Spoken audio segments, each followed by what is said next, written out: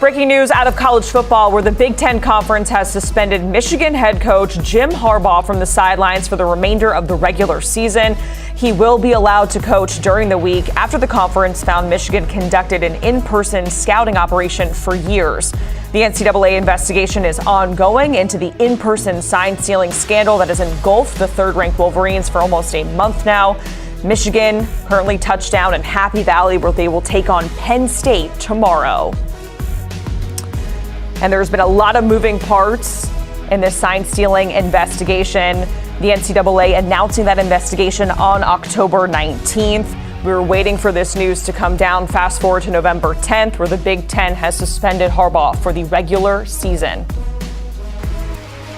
And let's welcome in Sam Webb, publisher of the Michigan Insider. Sam, we had talked about this throughout the week. We've been waiting to hear about this response. And something that we were just talking about off camera is how Michigan found out about this. So give us your reaction and then tell us about that as well. I don't think that they're totally surprised. I think they're surprised by the way they found out. They read about it on social media, just like the rest of us. This was leaked to the media before it got to Michigan. But that kind of speaks to how this whole thing has devolved. I think the impression from Michigan's side of things is you have a commissioner who is clearly out of his depth, who has not had the time on task to have the perspective necessary to bring to heel the rest of the league, who is very upset by the allegations, to the point where I think some of the impact of these, even if the allegations are true, and some of them appear to be, the impact of those transgressions, I think, is being wildly embellished. And I think that was the point that was made to Tony Petitti when he came to town, because one of the arguments I heard he was making during his meetings with officials here in Ann Arbor was that, it's a player safety issue. And that was one of the things that was brought up by the athletic director for Michigan State during that athletic director's call that he had, and he was comparing it to the tunnel assault, where they had players swinging helmets and beating on Michigan players in the tunnel. As if you were worried about safety and intervention at that time, then you should be worried about it here, when the two scenarios are not the same.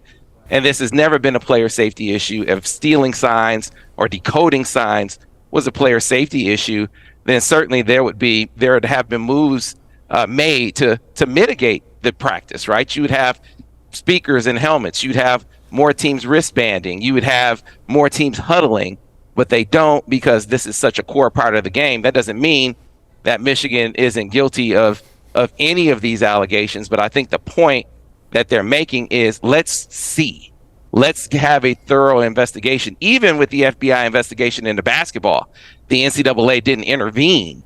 They didn't go in front of the actual investigation.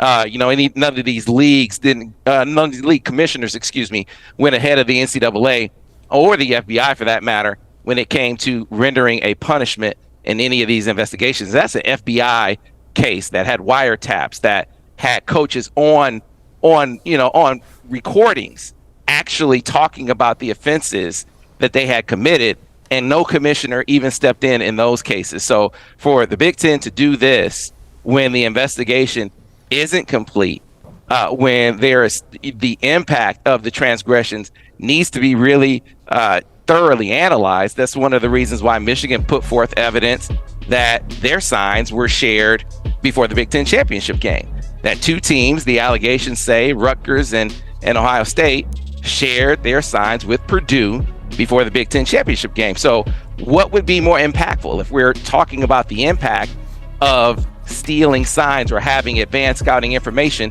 What advanced scouting is more valuable, more impactful? Is it from some random people sitting in the stands recording signs on the sideline, or coaches, actual coaches, giving you details of signs and how they match up with plays from two different coaching staffs? If it has an impact when random people do it, then certainly it would have a major impact when coaches do it. That's not saying that those coaches committed any violations, but we're talking about the impact of the transgressions. That's what Michigan is arguing. Need to have a thorough investigation be completed first, need to really thoroughly and fairly assess the impact of those transgressions if they're proven to be true. Neither of those things are taking place here with this unprecedented action by the Big Ten. And Sam, we just showed that timeline there. You saw it swiftly laid out. So I want to get your take. What kind of precedent does this set for other conferences in the future, whether it's within the Big Ten or without, that this can happen so quickly with, like you mentioned, with other NCAA violations or conference violations? It takes a lot longer typically. So what kind of precedent do you think this sets? Yeah. It's an interesting one, to say the least. I mean, as you point this arrow at Michigan as another institution or another coach or athletic director, the long-term implications of this are that it does not take an investigation to render a punishment. It only takes the complaints of the other league members to really spur the league to action. That's what really took place here. And the perfect example of that is Petiti making the player safety argument. That is, even from an outside perspective, is an asinine argument to be made. And that was an argument that he parroted in these meetings with Michigan when he came to town, as if to say to them that, man, he is taken full bore their representation of how serious this is before he's even heard Michigan's side of it, and has taken a really, really, not just biased view, but a, off the wall view of the impact of this in a way that is really, really harmful. And the precedent that it sets, like I said before, if you have enough schools, enough coaches in this instance that feel strong enough about the activity of another institution or another coach, then they can, kind of compel the commissioner to take action. I don't know that you really want that to be the case, but it is the case now. I think that's going to be one of the things that Michigan kind of argues as they look to get some injunctive relief here. It's like, look, the Big Ten they're moving outside of their own policies and procedures here to do this.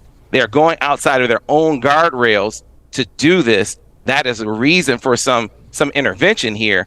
But the precedent, even if the court turns this over, the precedent has been set for how you can go get, or how you can take action against another member if there's enough other members that feel strong enough about it, like they do right here. And Sam, we talked about this with Dennis Dodd and just the optics and what this looks like for Michigan in terms of the CFP. Michigan right now is at number 3. And do you think this is going to have an impact on the committee? And I know they're saying it's just football, but in terms of the CFP, how does this impact Michigan? So I think it impacts Michigan insofar as if they lose a game.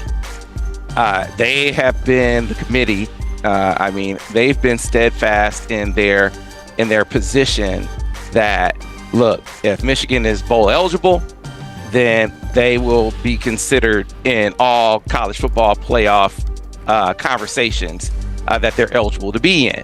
So see no reason to think has nothing to do with the eligibility of Michigan, only the presence on the sideline of Jim Harbaugh. That being said, if they lose a game and you start weighing one-loss teams, I find it very hard to believe that Michigan would get the benefit of the doubt as an at-large team. Certainly as a one-loss league champ, if they wound up in that scenario, well, that's a circumstance where I could still see them getting in as a one-loss team. But I see no way that they could wind up in the same situation that Ohio State was in last year as a one-loss at-large team and get the benefit of the doubt. I think what's eroded here for them is the benefit or the margin for error. They have no margin for error.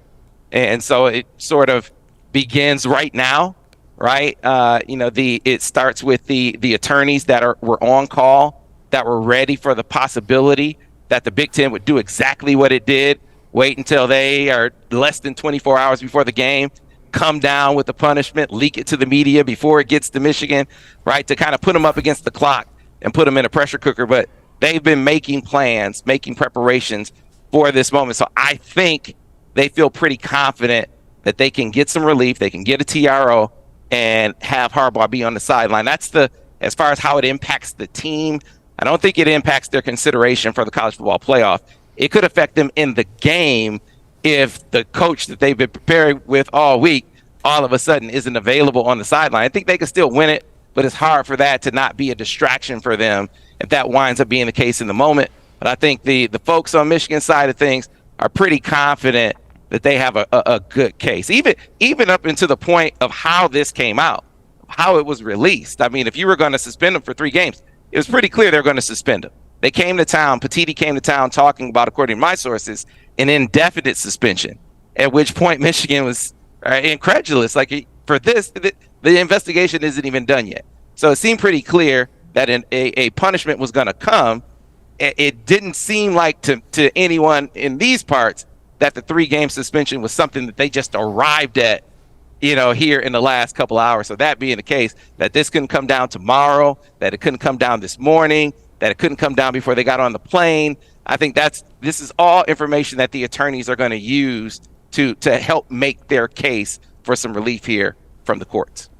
And Sam, as things stand right now, Harbaugh, he is not going to be on the sidelines for the rest of the regular season. So that leaves the question, who is going to step in for him if this stands how it is? When we saw the other situation in the beginning of the season when he wasn't there for those first 4 games, those aren't Big Ten games, but they kind of alternated with who was going to be there on the sidelines. Who is going to take over starting with Penn State if it stands how it is? Yeah, so a couple of things. I'll repeat. I think they feel confident. This will be a double-barrel response. It'll be Michigan with the law firm Williams and Connolly representing them. Again, they've been on call on the ready. I'm sure they know which judges and which clerks are on emergency duty here during the holiday. And then you'll have Harbaugh be a party to the lawsuit with his attorney as well. And so I think there is confidence, a lot of confidence, as a matter of fact, that they'll be able to get a restraining order and have Harbaugh be on the sideline for this game. But in the event that he isn't, to answer your question, I think it'll be Sharon Moore. I think they, as a staff, have some reps now with Harbaugh not being there over the first 3 games. They alternated coaches. You saw Mike Hart and Jay Harbaugh split duties 1 game. You saw Jesse Minter get another game, and then you saw Sharon Moore get the night game against Bowling Green. I think he's the guy. I think that he's the one that Harbaugh kind of looks at as the number 2 as far as staff hierarchy is concerned, and that he has a rep in that role, I think will help them slide into it if they find it necessary. And he also has a guy who's handled the play calling duties. I don't know how that would work, if he would completely hand over play calling duties or if he would split them with Kirk Campbell in game. That would be probably the biggest adjustment of them all, is who calls the offensive plays if Sharon Moore becomes the head coach. One thing to do that at home when you've been planning for it all week, right? And it's Bowling Green. It's another thing when it happens on the fly, and now all of a sudden it's Penn State and you're on the road. So I don't know what the answer to that is going to be, if Sharon would just go ahead and call the plays too and serve as the head coach. But I think he would have the head coaching duties. He is publisher of the Michigan Insider, Sam Webb, a wealth of knowledge on this topic. Thank you so much, Sam. We appreciate it.